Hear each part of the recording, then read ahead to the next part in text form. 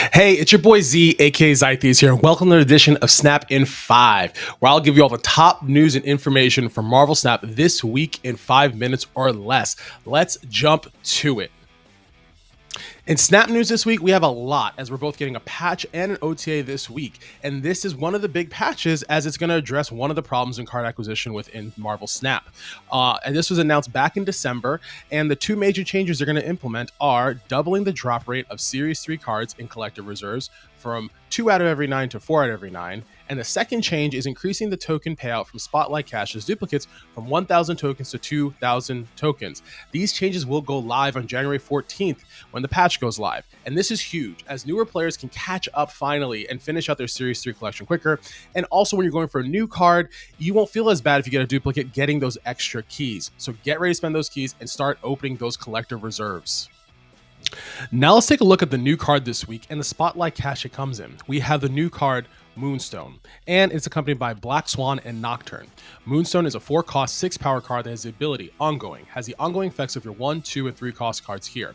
I am cautiously optimistic about this card. At first glance, you think of it as a mini onslaught for a Patriot deck with Ultron, or even pair well with last week's card Victoria Hand, giving an additional +2, or in a Zoo deck, making your Ant-Man or Dazzler bigger. However, I think the card that will really take Moonstone to the next level is Mystique. Not only can Mystique copy Moonstone to make some fun math to do on each turn if you play them in the same lane, but I think Mystique and Miss Moonstone will be a really great combination play.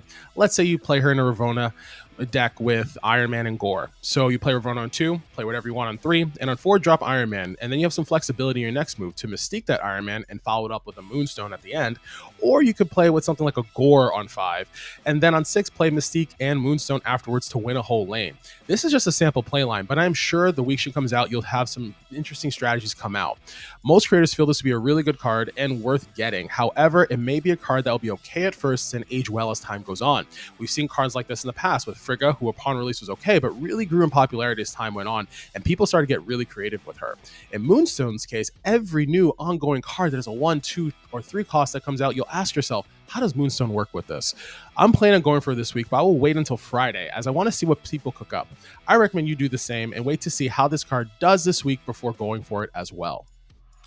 Cash-wise, I think it's an okay week, and in my rankings, third best of the month. This cash includes Black Swan and Nocturne. Black Swan was probably one of the worst season pass cards from last year. However, she was buffed and made into an activate later, and then became a staple in all bounce decks, and is a great partner with Hitmonkey. So if you are a bounce player or want to play bounce, I would say she's a must-have. Nocturne was the best 3-drop once upon a time, and then she received a 1-power nerf and was just gone.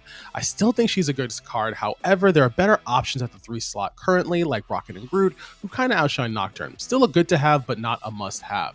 If you would like a more in-depth look and some more guidance on this week's card and cash, you should go check out Drewsky's video below in his video series Snap or Skip, reviewing Moonstone and the Spotlight Cash. He provides you with an in-depth breakdown of the pros, cons of the card, synergies, counters, and 3 decks on day 1 to go out to try. In addition, I really like this video as he provides you with the top 15 cards to pair well with Moonstone. Now to wrap this episode up, let's take a quick look at the top decks in the meta.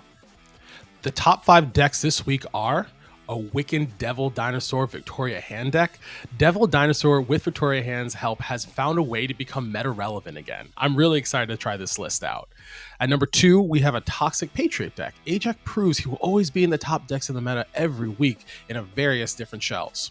At number 3, we have a Galacta and Groot deck. At number 4, an Iron Patriot Wiccan deck, combining the Season Pass card with Wiccan. And at 5, we have a Lasher Surfer deck, adding a new tool to the Surfer kind of play lines. If you want a more in-depth breakdown of these decks and to see what 6 through 10 are, I would check out Alex Coccia's weekly breakdown below of the top 10 decks in Marvel Snap this week. If you like this video, please hit that like and subscribe button below. I'll be coming to you every week with Marvel Snap content in 5 minutes or less as you prepare for your week of play in Marvel Snap. That's all I have for you this week, so I hope you have a great week, great pulls, and lots of cubes in the future. I look forward to seeing you next week. See ya.